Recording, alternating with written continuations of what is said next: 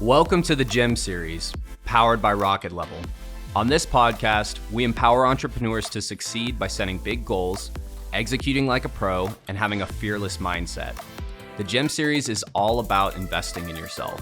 We're here to share the path to getting what you want out of life by sharing the stories of entrepreneurs who have done this themselves, providing thorough research from our team on what careers and habits are yielding the best results, and discussing the mindset it takes to overcome the obstacles that all future entrepreneurs will face. Investing in yourself starts with putting in the work every single day, and this podcast is here to help you do exactly that. My name is Blake Chapman. I'm the Vice President of the Ambassador Program here at Rocket Level, and I am thrilled to be your host for the GEM series. Hello, everybody, and welcome to the GEM series. I am thrilled to welcome today's guest, Yuri Elkaim. Yuri is a former pro athlete, leading health expert, New York Times best-selling author, and the founder of HealthPreneur, where he helps health entrepreneurs, coaches, and practitioners start and scale online businesses that create more income and freedom and ultimately lead to some better results for their clients. I guess what I'm getting at here is he is a wealth of knowledge and inspiration, and we're going to learn so much from him today. Yuri, welcome to the podcast. How are you doing today? I'm doing great, Blake. Thanks for having me. Hey, thrilled to have you on board. Yuri, so for anybody that doesn't know you, which they maybe have to be living under a rock a little bit because you are everywhere, could you just share a little bit about yourself for the audience? Yeah, sure. So I, from a young age, wanted to play pro soccer. That was my goal from like 10 years old, I think. So I dedicated the next decade to training and becoming the best I could. And in that process, although I was fit, I didn't realize I wasn't healthy. And I lost all of my hair when I was just about 17 years old to an autoimmune condition. That was a big wake-up call for me. I didn't know why it happened. So it really started this journey of like, what happened? Why did this happen? So my passion for soccer and now obviously this investigation into my own health issues prompted me to get into going to school to study kinesiology and health sciences. Then I went back to school afterwards to study holistic nutrition. So it's kind of like an 8-year journey of trying to figure my own stuff out. And in that process, I realized, this stuff can help a lot of other people as well. Yeah. Before all that, I was able to play pro soccer in my early 20s for a few years, which was awesome. And then I just retired very early because I realized, I don't know, I just had bigger things I wanted to do other than play soccer. Not that there's anything wrong with that, but it was what it was. So I started training clients and working with nutrition clients one-on-one. Did that for about 7 years, burnt myself out working 12 to 14 hours a day. And then in 2006, I was working with a coach. He's like, why don't you set up a website? I was like, what's that? So we did, had no clue what I was doing. And for those 3 years from 2006 to 2009, focused a lot more of my energy building the online business because I was like, maybe I'll just live the laptop lifestyle. That's going to be easy. Make some passive income. Sure. I made some passive income, but it was nothing.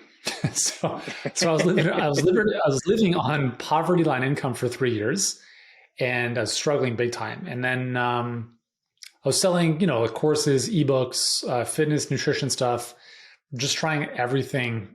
I had no idea what I was doing. And so in 2010, hired my first coach, got some clarity, obviously got surrounded by the right people, just started to learn how to do things properly. And then eventually we built that business to multiple 7 figures, helped 500,000 customers around the world, sold that business a couple of years ago.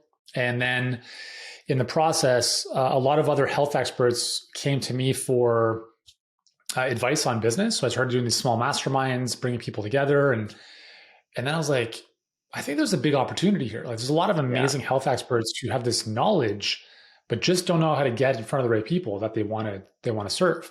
So HealthPreneur really came out of that because I had spent so many years having to understand marketing and business and learning those skills. And now I was in a position to teach others what I had learned, a lot of the mistakes, obviously stuff that works well. And that's really where HealthPreneur was birthed out of, and our goal is to help 1 billion people eventually. I don't know when that's going to happen, but I figured that it might just be a little bit easier if we can help the health professionals who are themselves helping the end user, their clients. So by helping them, we can influence and impact more people. And our goal is to, I fundamentally believe that health professionals do the best work on the planet. I mean, I don't know of any other profession, no offense to anyone, like who can leave such an impact on people's lives. And Sure. the sad part is a lot of them, the health professionals, are martyrs in the service of other people, and they're underpaid, they're overworked. Mm. And our goal with HealthPreneur is not only to impact more people, but help health professionals make their dreams happen in the service of others. And that's really what we're here to do, is bridge the gap between them and their market, and help them build the business acumen that none of us were taught in school, which in and of itself is a crime. So Absolutely. that's what we exist. That's what we're here to do. And it's been an awesome ride. Can I just say, as I have listened to your story and hearing you, share the succinct version of it too, right here, you're really great at turning any of your challenges into your next solution. It almost reveals a new clue to you of what you should go after next. And I think that's kind of a common thread in entrepreneurs sometimes, is this ability to see any kind of challenge in life and go into that. I mean, how much of that do you think is let's start there. I mean, how do you think your athlete mind has impacted what you're doing right now? That mindset of being an athlete. Yeah. I mean, I think it's huge. I always had a lot of confidence as a soccer player. I call it delusional optimism. So I fundamentally believed that I was the best goalkeeper on the planet, not just like in my city, but in the world. Yes. And I call it delusional optimism because it's delusional. It's not based in reality, but it's optimistic. And I do think when you look at the highest performers in the world, I remember seeing an interview with Cristiano Ronaldo, and he's like, I'm the best. It doesn't matter what anyone else says. I'm the best in my mind all the time, And so he's, they're like, is Messi better or you better? He's like, I'm the best in my mind. So that doesn't matter. And I think there's a level of self grandiose. I don't even know if that's the right word, but like this high sense of self, this high sense of confidence that, yeah, I don't know where that came from. And I don't know if that was developed, but it certainly has built upon itself over time. But also, I think I'm very rooted in reality. Like I can see, I mean, none of us can see our own blind spots, but I think I'm very self-aware to the point where I'm like, hey man, you don't have all the solutions. Maybe you got to get some help. And I think that was the mistake I made in the first couple of years of my business, was I thought I had all the solutions, even though I had none of them, because I wasn't where I wanted to be. Mm-hmm. So I've made an enormous number of mistakes and have failures upon failures in my journey. Yeah. But that's why I'm here, because we're always testing things. I'm always learning. There's always setbacks, and I get pissed off for like a moment. And then I'm like, what do we have to do so this never happens again? Mm-hmm. And if those things don't happen, then we can't improve the situation. Like we just noticed something in our hiring process. We're in the process of hiring 2 people. Yeah. And in the kind of falling through the cracks of that process, we're like, thank God those 2 interviews or those 2 things happened, because had that not happened, we would not have been forced to clean up some of the stuff that was not quite cleaned up yet. And I think as an entrepreneur, you have to recognize that the problems never go away.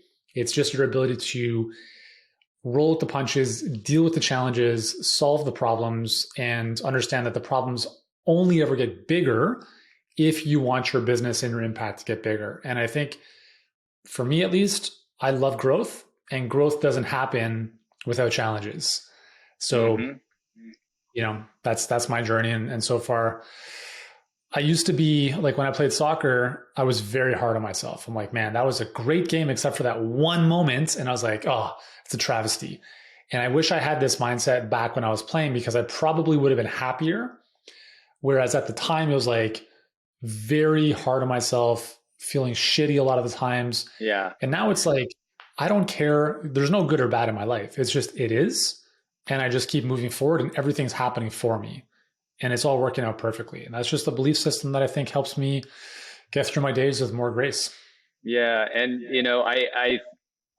I actually had this conversation with somebody a few podcasts ago about the experience of, as an entrepreneur, when you start experiencing your challenges, and almost getting a little bit excited because it's a new part of your journey, and it's a new thing to overcome. And you realize that, hey, you're going to deal with it regardless. I mean, the problems are never going to stop. Like you just said, they're going to only continue getting bigger. The only thing that you can really hold on to is your mindset going into that.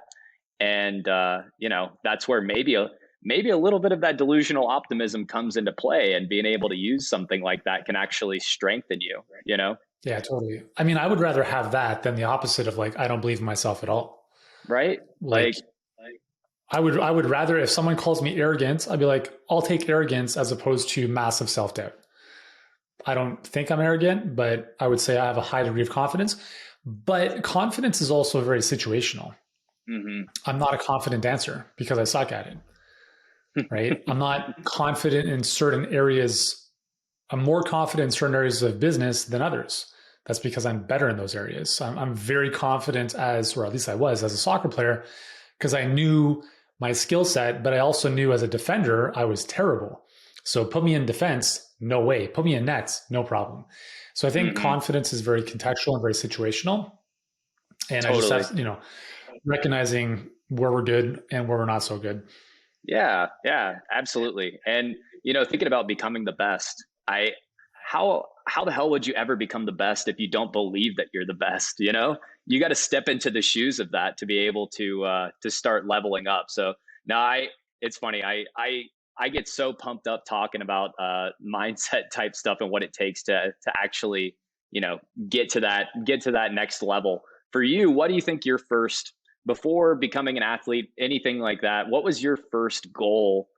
Because I always love to dive into the minds of my guests a little bit more and figure out why they're so motivated, or what do you think your first goal was whenever you were younger? To be honest, I mean, the only goal I can think of and give you an honest answer around was playing pro soccer. Like, it was an obsession of mine from a very young age. That was it. Like, I didn't want to do, like, there was no other life beyond soccer for me. I gave up family trips. I gave up jobs. All I remember from being in my early teens, at least, was playing soccer in the summer. I don't even remember going to school. I mean, I did go to school, but I don't remember it. And it was just soccer in the wintertime outside in the snow, soccer in the summer, playing hours on the field, then going to soccer practice. Like, there's nothing else in my life that I wanted more than that. And that's all I was focused on. Like, honestly, there's nothing else. That was it. Yeah. And is that how you typically operate? You're able to hone in on your number one priority and remove some of the complexities out of what whatever your objective is for the moment? Yeah, I think the more I've learned about myself, the more I've realized that I'm very good at focusing, and I almost have to, because my natural tendency is to be very scattered, like a lot of entrepreneurs. So I did the Clifton Strength Finder a little while ago. Cool. Yeah. And my number one strength was focus. And I was like, because a couple of years ago when I'd done it, my number one strength was maximizer, which was essentially taking things and making them better. And both of those are very true for me, because I love, like, gardening as an example. I'm like, why do I enjoy gardening? Not that I'm good at it, but like, why do I enjoy making our backyard look nicer? Mm-hmm. That's just how I'm built. Like, I like making things nicer and better. And it's what we do with our business now. So my first business was very complex. There wasn't much focus. Like, we had hundreds of product lines and funnels. It was a nightmare. When I started HealthPreneur, I'm like, we're going to do one thing and only one thing and do it very, very well. And so it's extremely boring, but where the joy comes out in that process for me is, cool, this is good, but it's not great yet. And then when it's great, it's not great enough. So it's like never enough. We're always looking to make it a little bit better, 1% improvements here and there. And I really, really get pumped up about that. We're actually going through that process right now of updating a bunch of our content for our clients. And it's version like 8.0, because we look at where our clients get stuck, where can we do a better job, and taking ownership of, if our clients never spoke to us, how much better would our teachings and trainings have to be to get them to expert level clarity? And what would that look like? And it's it's just like, I don't know how to better teach this. Let me figure out how to better teach this. So it's just a fun troubleshooting, problem solving process. And so I think the ability to, my desire, I guess, innately to want to make things better, and my strength of like hyper focus is pretty much what has allowed me to do what I do. And obviously having the perspective of experience of having the opposite of like massive amounts of complexity and scatteredness and all that kind of stuff. So I know I'm happiest when I'm focused. So if I have like, my to-do for the day, I've got a few things I'm working on, I turn off all the distractions, that is a great day for me. The worst days are when I have nothing on my calendar and I just do whatever I want. And there's no structure, there's no process, and they become very, very inefficient days. And at the end of the day, I'm like, why do I feel irritated today?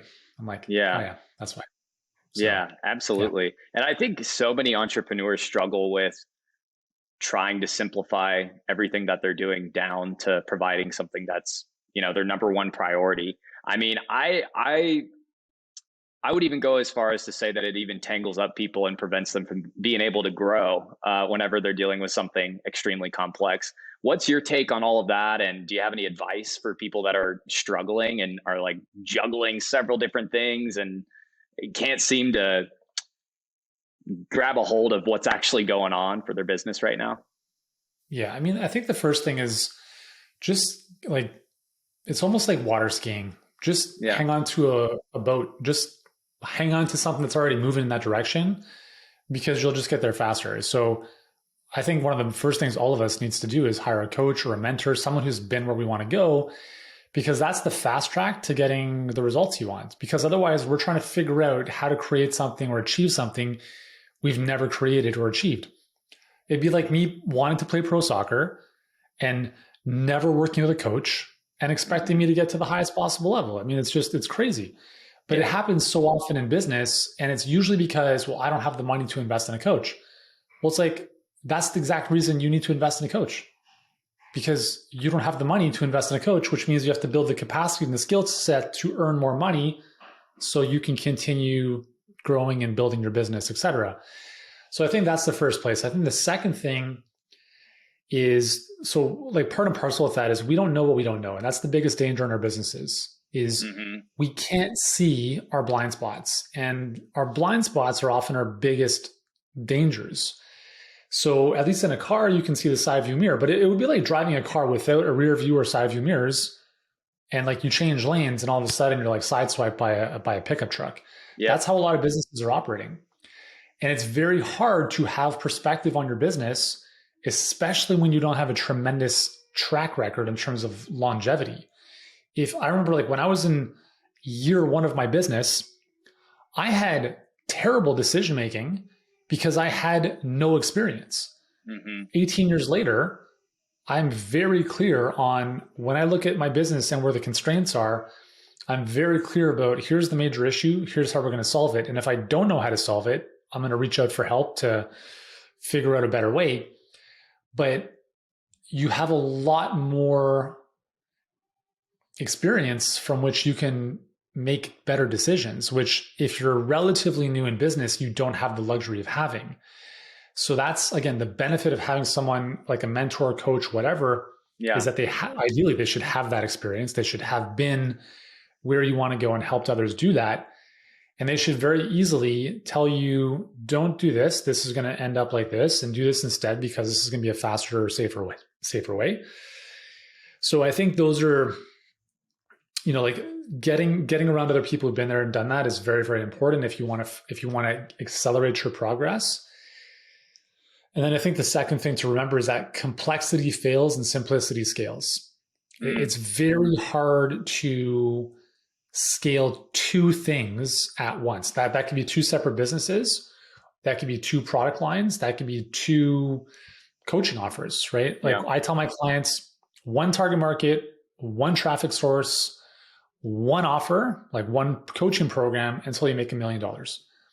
That's it. Don't talk to me about anything else. Like I had a client who's like last week, she's like, I'm thinking of doing like a YouTube channel so I can create some videos for a local doctor who refers some people to me. I'm like, why would you do that? Are you at $1 million yet? It's a waste of time. It's only going to divert your focus and energy, and it's not going to move the needle. And so a lot of the conversations I have with my clients is like the conversations I have with my kids, which is just stay on the sidewalk. Just please stay on the sidewalk. Squirrel, no, don't worry about the squirrel. No, Like just just stay focus. on the sidewalk. We're going to get you to where you want to go.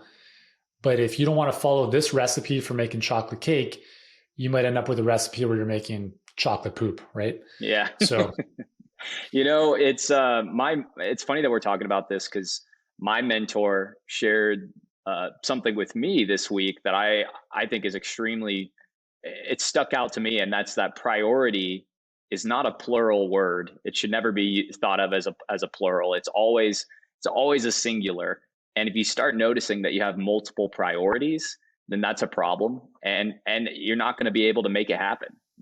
Totally. It's like, it's like those restaurants that have like 20 pages of menu items. Oh, yeah. And you're like, how do I make a choice here? And it's the same thing. Like when you have a million options, you have none. When you have two priorities, you have none. It's the same idea. So I'm with you on that. Absolutely. Absolutely. So you obviously, we've talked a little bit about mindset. What does the other side of the coin look like? I mean, have you ever had a moment where you're like, gosh, I kind of want to, give up on this, or how do you bring yourself out of those down moments, and what does navigating around that look like for you typically? Yeah, I think part of it, you have to have a strong why. You have to have a strong desire for wanting to do this, because building a business is hard. If you want an easier job, just go work for someone else, even though that's not safer necessarily. So I think you need to, you have to, it's like Rambo. Like you just got to put on the friggin' belts of bullets and guns and arm yourself with all the reasons why, so that when you're under fire, you can pull out the bazooka, whatever else you need to just keep going. That's the first most important thing. And your reason why, like it could be selfish. It could be like, I want a better house. It doesn't have to be like, I want to transform people's lives. Because the thing that I've realized in my journey is that the reasons why have changed over time, right? Yes, I absolutely fundamentally want to help people because that's why I'm here on this planet. I know that I'm like bored out of my mind, which is the worst emotion for me to feel if I'm not contributing. So if I go lay on a beach for 3 days, I'm like, put a fork in my eye, I'm finished. Yep. I need to be contributing and adding value. It is how I stay sane. And that's why I know that my purpose on this planet is to help others. However, there are times in my life where I'm motivated by buying a house. And I'm going to use that to get up earlier in the morning, to get shit done, to keep focused, to keep pushing through. So whatever it is you have to use, it's like, use that to fuel what you have to do to keep moving forward. So that would be kind of like where I start is, there's so many times where you're going to fail. Like, I mean, I can't even, I'll give you one example. So 2009, as I was starting to get a little bit of traction online, just before I hired my first coach, I thought, hey, it'd be amazing to interview like 13 health experts and do this whole behind the scenes type of interview series about how they stay so fit and healthy while they built these businesses. And I'm like, this is gonna be the biggest launch of all time in the fitness space. We're gonna do 7 figures. I had all these big guys supporting the launch. Yeah. And we launched it. And in 5 days, we made $5,000. And I spent 7 months building up to that. And I looked like an idiot. Like it was really like, that was early on a moment in my life where I'm like, man, there is major stuff I don't know. Yeah. Am I cut out for this? And then I just kept moving through it and learned from it and kept getting better. But there's been multiple like examples of that in my journey where I'm like, the thing though is like, I love the process of business. I love the game of business, just like I loved playing soccer, regardless of the outcome. Like I love the pitch, the grass, being outside in the sun, like being in that zone. I love that. And in business, I would 1,000,000 times do it over again, knowing full well all the failures and challenges and the punches in the face compared to going to work for someone else. I know I'm unemployable. I've worked for other people in my late teens, early 20s. And I'm like, I'm a disaster. I'm not going to follow your rules. No way. I mean, I remember when I was training in the gym, I would wear my own polo shirt instead of the club's polo shirt just because I didn't want their logo on it. Like even now, like was telling my kids, we went to a Toronto FC game, which is the soccer team in Toronto. And they're like, hey, can I get an Insigne? Like Lorenzo Insigne is a big signing from Italy. The club just signed. And so they're like, hey, could I get a jersey, like his name on it and stuff? I'm like, you can get a jersey, but you'll put your name on it, not someone else's. You know? Yeah. So it's, you're like, these are just some of my philosophies and stuff, but no, absolutely. Yeah, no, that absolutely does. I mean, and I love that the term unemployable, because that's something that, you know, does happen whenever you get to a point where you have such a strong vision of what you want to be able to do in the world and what you want out of life. I think, you know, not that everybody has to become unemployable, but if you want to be an entrepreneur, like maybe those things that other jobs traditionally might view as a weakness, you can start realizing, hey, this is actually my strength, and I just need to tap into this a little bit more, you know? And be able to deal with the uncertainty and the risk. That's what most people who work in your business or work for you maybe are not able to deal with, right? I can handle a very high amount of risk and stress, I would say fairly well. And I have a core belief that no matter what happens, I'm going to figure it out. Absolutely. No matter what, you know? Absolutely. And from all of these experiences, I would imagine they probably help you get to the point where, hey, you know, when you start seeing something pop up again that looks like a familiar problem or a challenge that you've experienced in the past, it probably helps you address that a little more quickly. And I think a lot of it is about, you know, being honest about what is great about your business and what sucks about your business sometimes. Do you have any advice generally for entrepreneurs that need to address some of the kind of core constraints in their business that are out there right now? Yeah, I think so. First and foremost, you have to know what your business model is, because if you can't, let's say, map out your business model, you can't identify where the constraints are. Yeah. Because there's no logical flow to what's happening for generating leads, enrolling clients or customers, and then delivering on the back end. In our business, we have a very clear system, a very clear business model, and we can look at our data and very clearly say, here's an issue, here's what we have to do to fix it.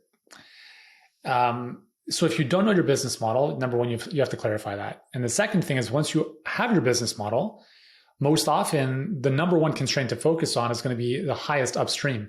So as an example, if you don't have enough call, like just in the context of a coaching business, right? If you're speaking to people on the phone and enrolling them in your coaching program, if you don't have enough calls booked, is that the core constraint? Well, it depends what's happening upstream, because if you're getting leads in and you're running ads, for instance, and your cost per lead is astronomical, that's where you have to start, because you're not going to get more calls booked until you unwind the kink in that part of the hose.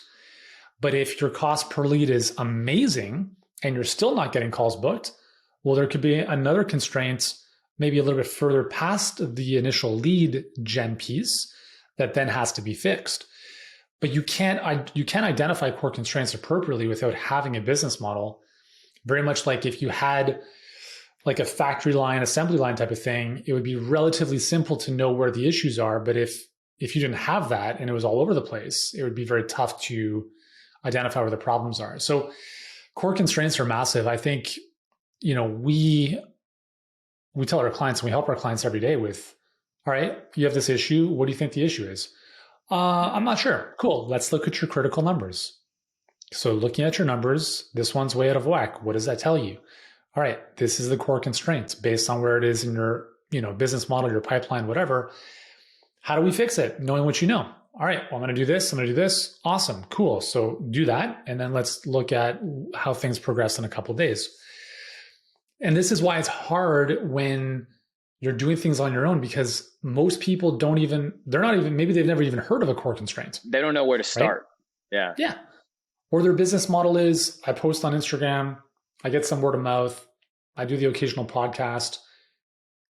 Like, what's the flywheel? What's the business model, right? They don't have one. So where's the core constraint? I have to be clear on my message. I have to do better dancing videos on Instagram. Like, I don't even know. Like, it's all over the place, right? Yeah. And that's why most businesses online struggle. Yeah, that makes a lot of sense. I mean, because at the end of the day, if you're not able to look at every single broken down piece of what it takes from start to finish to achieve the objective that you want, then you're just going to be left in the lurch and never understanding. So it sounds like you probably had, I mean, was it your mentors that showed you some of this stuff? How did you get to the point where you knew all this stuff? Honestly, it's a tremendous amount of learning from other mentors and coaches, colleagues. I'm a big believer in surrounding yourself with other very smart people. So looking at, what they're doing, what's working, what isn't, a lot of reading. I think I'm a very system oriented person, because for me, systems create peace of mind in my head instead of all the chaos. So, I'm just looking on my bookshelf, like Work the System, Scaling Up. Eli Goldblatt, I think, has some really good books on core constraints. There's just, learning and reading through over time, just a lot of good learnings and little perspectives. And I'm not a big reader. I don't have the patience to sit down with a book and sit on the couch and read it cover to cover. Not anymore, at least. I've got 4 kids. I just don't have the time or the patience for it. I don't know. So I turn to things when I need something specific, where I'll go through a book and I'm like, awesome, great. I got what I needed. I'm going to put this book down. I'm going to take action. And maybe I pick that book up again in the future. So it's been a tremendous amount of like self-growth. I've invested a lot of money and time in my own development, like coaching, masterminds, experiences, courses, a lot. And I think that's really the only reason why, I know this stuff. Yeah. No. And I like what you said too about the reality of just get what you need out of the book too. You don't have to necessarily go cover to cover, because that might be a waste of your time as well, but dive in and remain extremely curious, and you'll be able to get wherever you need to go. I know right now a big thing that it's kind of funny, because I talk about coaches and mentors, and sometimes it's almost kind of like dating in a way, because you're like, how do I proposition myself to have a mentor? What's your advice for getting out there? And because I'm pretty shameless. I'll go up to anybody and I'll ask them any question. I don't care if I seem silly or anything like that. But I know some people, it can be hard to figure out how to navigate through getting in front of people. Do you have any advice for where to get started for people that are trying to get a coach? Yeah, good for you for being like that, because I think that demonstrates a level of coachability that maybe a lot of people don't have, although they say they do. I think our ego gets in the way, and I'm guilty of this too. Like I fundamentally believe that, maybe that's a strong word, I've noticed that it's easier for me to give help than ask for help. And that's something that I have to work on. And I ask myself, well, why is that challenging for me?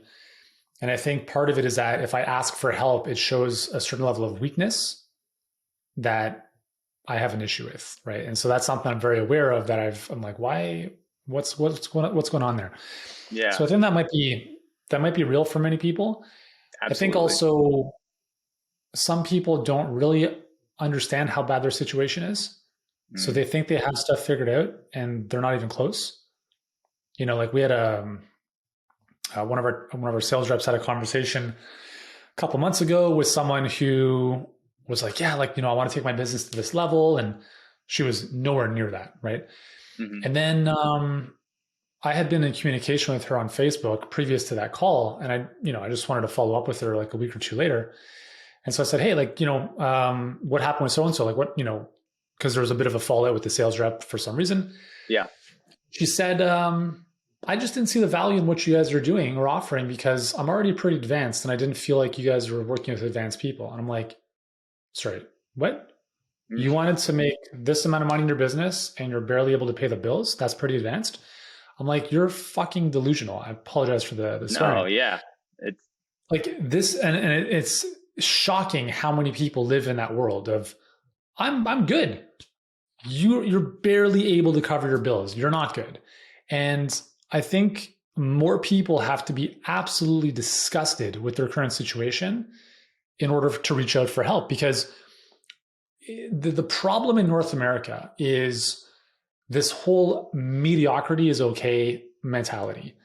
Totally. And like in full transparency, like over this past weekend, my mom had a tiny stroke, and her mom had a stroke. Thank you. She's okay. But when I was very young, my grandma, so her mom, had a stroke that paralyzed half her body. So my mom has always had this belief, like, when is this going to happen to me? And then it kind of did, but not to that level.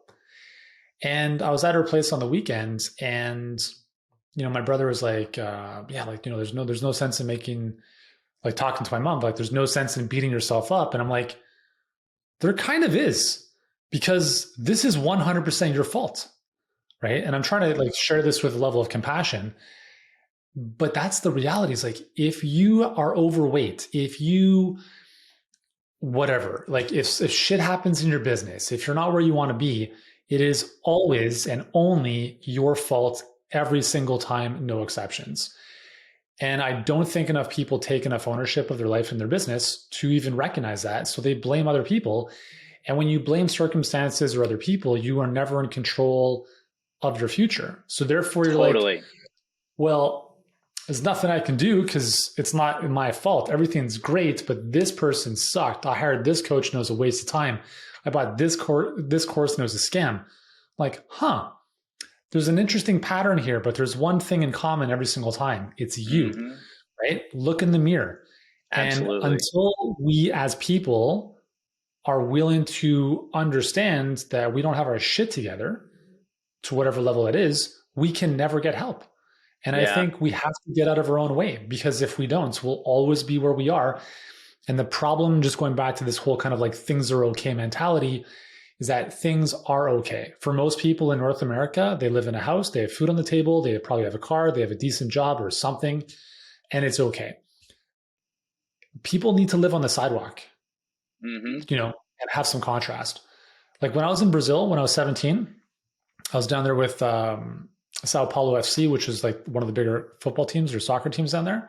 Cool. And I remember on one of the bus rides going to training, one of the guys was saying like, hey, for us, it's futebol, like soccer, or the favelas. It's soccer or the slums.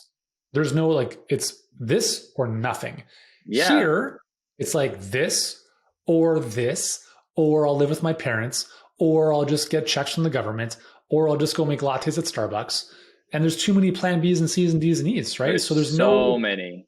Yeah. So it's like, there's no big, like, worst case scenario, I'll just get a job. No. Worst case scenario is you're going to put a knife in your face because you have to get a job. And that, like, I know it's a little bit graphic, but. No, but it's real. Yeah. Yeah. It's real, like, man. I mean, extreme accountability. We have to start taking ownership over our own shit. Like, regardless of any scenario that you're in, you always need to look back onto yourself, because you also thank yourself that you did it.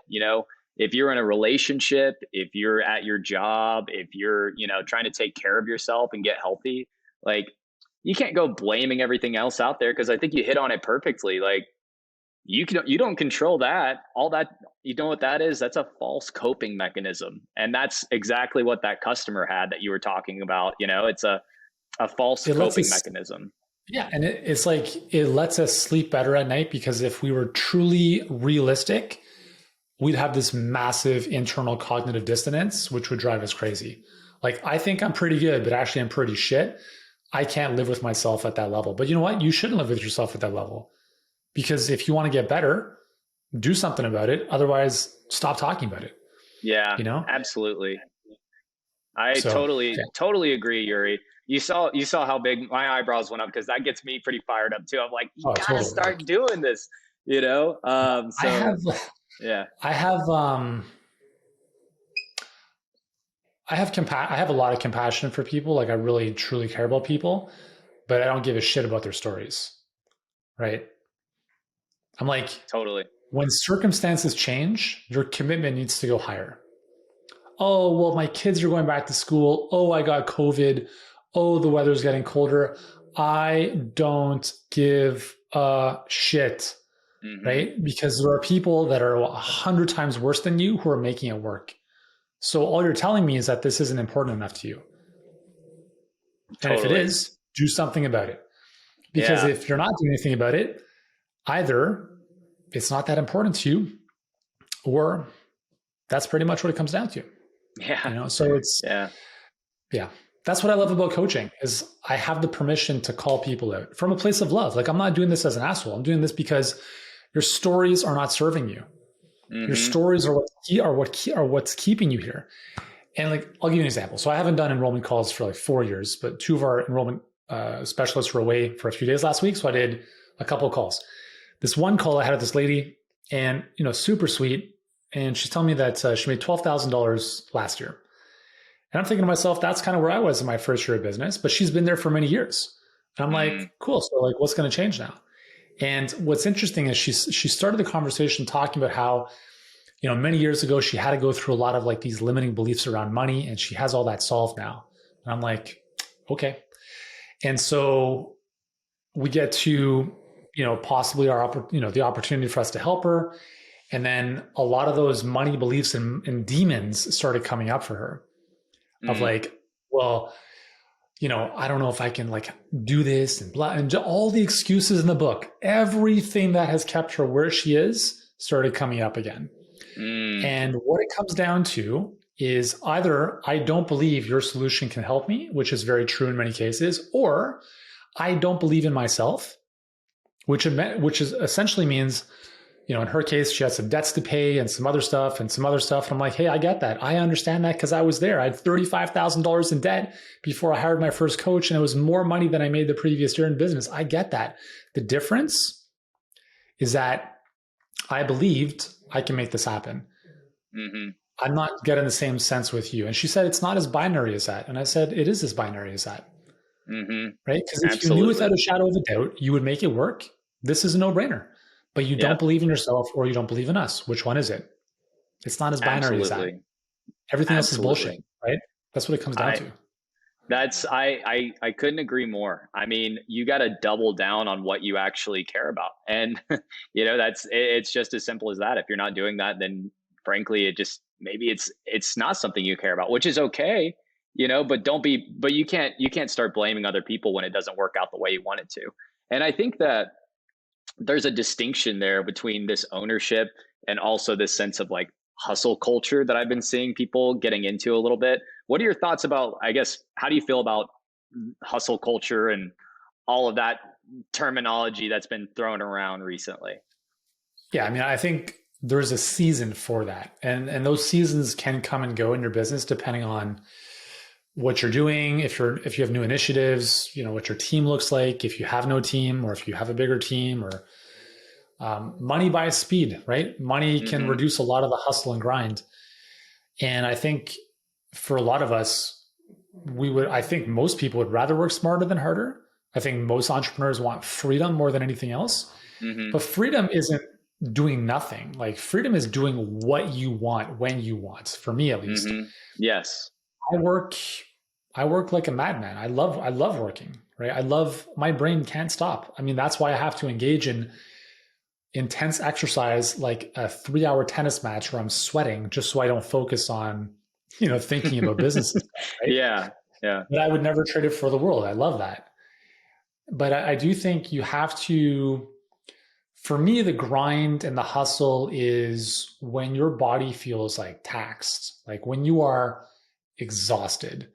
I work, I get up at, 4:35, not 4:35, but 4:30 every day of the week, pretty much. Yeah.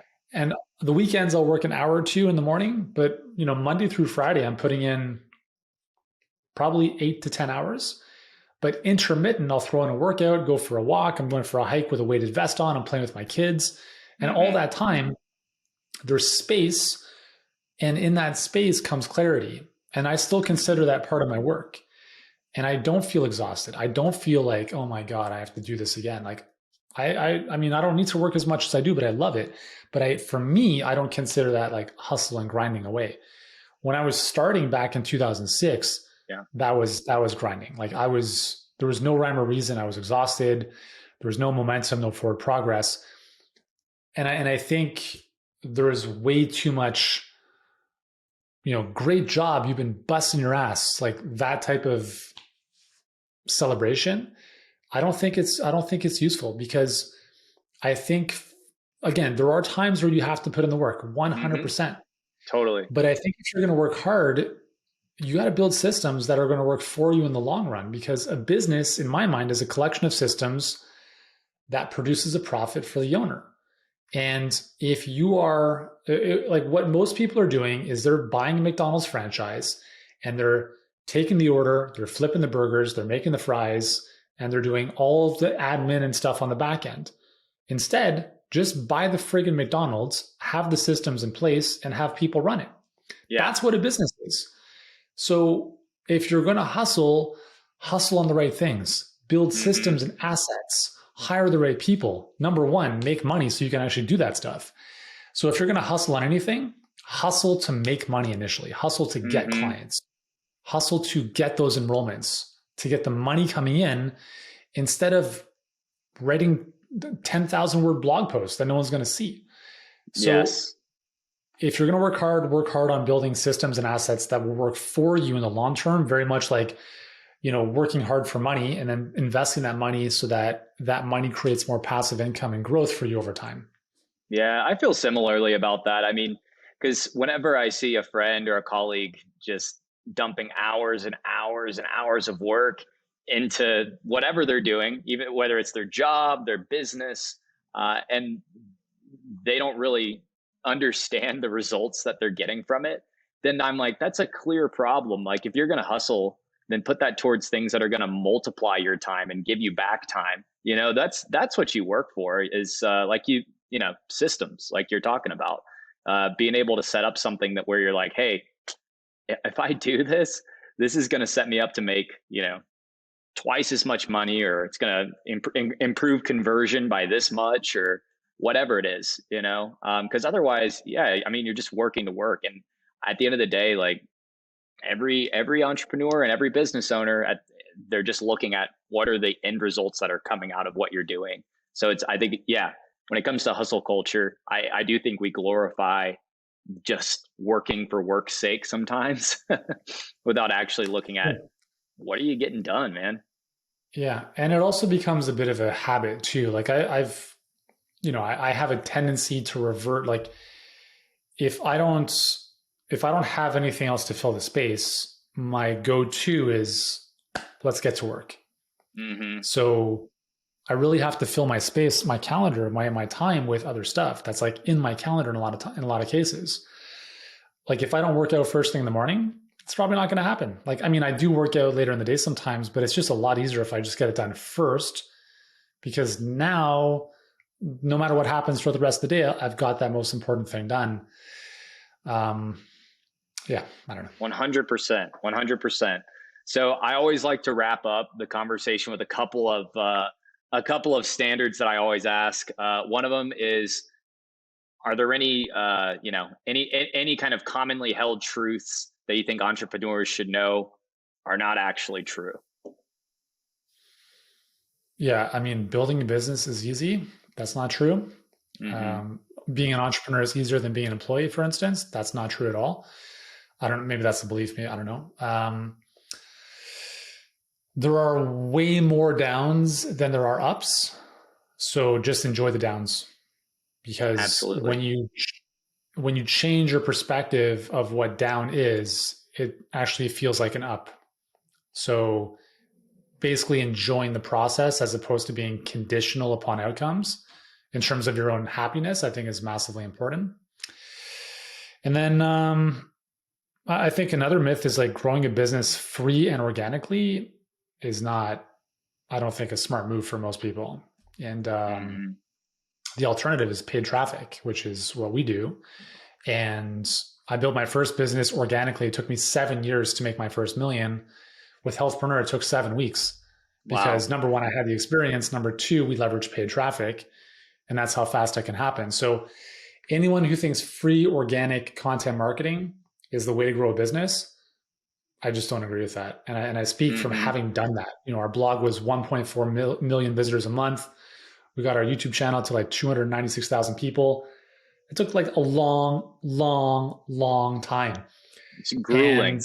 And with that said, I still do a lot of content marketing because I do think for the longevity of a brand, it's amazing and it's essential, but it's not paying the bills today. And it's not going to get you financially where you want to go in the near future. Like our HealthPreneur YouTube channel, we started maybe 2 years ago. We have like 3,700 subscribers. I'm like, I don't care because it impacts our business 0% if we have it or don't. Yeah. But I understand that 10 years down the road, I want my stuff to be everywhere. And when people are searching for stuff, we all show up. So if I had to rely on YouTube to generate revenue, I'd be screwed. So I the belief that we can do, especially online. Oh, it's online. I can just do stuff for free. You're crazy, man. Yeah. Think of your online business like you're opening up a restaurant and treat it the same way. You know? That's great otherwise advice. Otherwise, it's like child's play. Absolutely. Yeah. Well, I mean, yeah, that's the whole thing, right? I word of mouth is just different now. It's just not as valid of a channel. And honestly, it's not even that it's not as valid of a channel. It's that there's so much that can be done whenever you leverage some of these digital channels that are out there. And there's so many resources and it's a totally worthy investment. So yeah, no, totally sync up with you on that too. That's great advice. The other thing I was going to ask you is, what's your favorite part of what you do? I love creating things out of thin air. So I love the process of, I have an idea, let's bring it to life. You know, so right now we're doing some really cool stuff with video, because a lot of our videos are very boring. Like me talking to the camera like this, it's useful, but whatever. But I also have a lot of creative ideas that we haven't brought to life just based on the fact that, you know, we just didn't make an investment of time and money to get into that. And it's something that we're doing a little bit more of in terms of using that for, you know, YouTube ads, Facebook ads, et cetera. And I freaking love that process. Like I love the process of, how do we tell a story that obviously is in the best interest of the prospect in terms of what they want, but how do we tell a story in such a way that is entertaining, it's fun? How do we make, you know, what it is that we do? Like I don't take myself seriously at all. I take my clients' results seriously. So I poke fun at myself, and I love that process of that creativity, that ideation, whether it's, you know, shooting videos or making something better that already exists. That's what I love the most is bringing things to life out of thin air, or looking at what's working and making it better so we can see how that amplifies, whether it's on the marketing front or on client delivery. I'd probably say that's, those are two things. And that's a skill set that I feel like the job market is requiring more and more. It's becoming more necessary. It's funny because companies are looking at companies like yours and being like, how's Yuri getting so much traffic and like creating all of these campaigns that are doing so well? And meanwhile, they're churning out these, you know, stale, overly branded, you know, branding's great, but these stale, you know, posts that they'll throw out every so often and expecting a miracle to happen. So yeah, I feel like the market is demanding that more than ever now. That kind of creative approach to getting, you know, content out there. Great. And then last thing that I was going to ask you about, Yuri, is what would you tell to somebody who's curious about becoming an entrepreneur like yourself? Just check yourself and just make sure you have the gall to go through the ups and downs. And I think it's the most rewarding journey to go on. You learn a lot about yourself. You're forced to grow more than probably anything else you'll do in your life. So if you're okay with that and you're okay with cryptocurrency-like volatility, and you can still keep going because you've got a strong why and you know that you can create more magic in the world doing it your way versus someone else's, then go for it. And then just tap into people who've been there and done that before you, because that'll just be like, accelerating the progress, at warp speed. Absolutely. All right, everybody. I told you we were going to get some incredible wisdom and knowledge out of Yuri today. Man, that was great. Thank you so much for joining the show. Where can everybody keep up with you? Because I know you're going to be doing all kinds of stuff. Yeah, I think probably the easiest place is Instagram. I'm at HealthPreneur. And then if you want to watch any of my videos on YouTube, same username, HealthPreneur. Perfect. I just put everything up for free. Like I don't hold anything back, whether it's tactical, strategic, around marketing, sales, mindset, coaching, delivery. It's all, we have hundreds of videos. So whether or not you're a health professional is irrelevant. Like we have people asking us like, hey, this is like the best video I've ever seen on Facebook ads. But I'm not a health professional. Does this apply? I'm like, if you run a business, it's applicable. So yeah, it's, those are probably the two best places. All right. Excellent. Yuri, brother, thank you so much for coming on. It was great to meet you. Everybody, thank you for tuning into the Gym series and have a great day. Bye.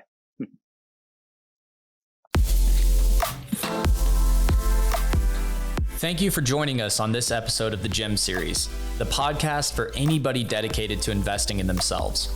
If you'd like to see the resources mentioned in this episode, learn more about what we are up to at Rocket Level, or come over and join our team, just click on the links below. Until next time, this is Blake Chapman, and remember to be awesome and do awesome things.